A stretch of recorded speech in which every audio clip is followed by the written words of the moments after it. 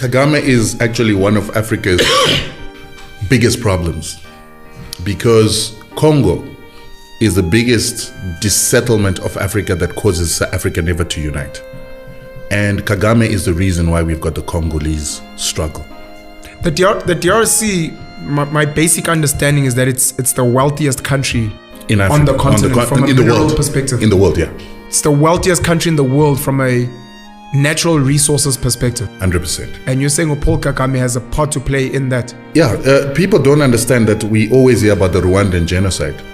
The Rwandan genocide was started by Paul Kagame. And he started the Rwandan genocide because he wanted to take power by force in a country that would have never elected him into power, because he came from the minority Tutsis who used to be supported by the colonizer and used to be the administrators on behalf of the colonizer. So for Paul Kagame to come back as a Tutsi to come and take power in Rwanda, he needed to do something. And what he did is he started the genocide. He started the genocide by bringing down a plane that had two presidents, Hutu presidents, the Burundian president and the Rwandan president. Paul Kagame and his RFP forces shot down the plane when it was landing back in Rwanda from actually an AU meeting.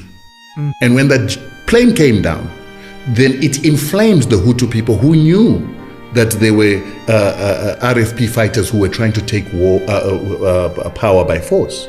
And so they began to fight against Tutsi people who they felt wanted to come and take over power. While they were doing that, Paul Kagame himself sent his forces to murder his own Tutsi people on a whole-scale level to make it look like a genocide, so that he could then have his forces come into Rwanda and take over power militarily under the guise of stopping a genocide against Tutsis. These are all things that are factual. Well documented. Jeez. It is actually something that the International Court of Justice wanted to persecute him for, and then the Americans covered up for him and the French covered up for him so that it wouldn't come out. But Paul Kagame came into power by murdering his own people.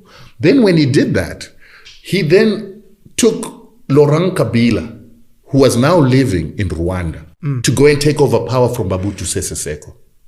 These are the leaders in the DRC. This was in the DRC. And the arrangement that he had with Mobutu is, once you're in power, you need to bring some of my own people into your system.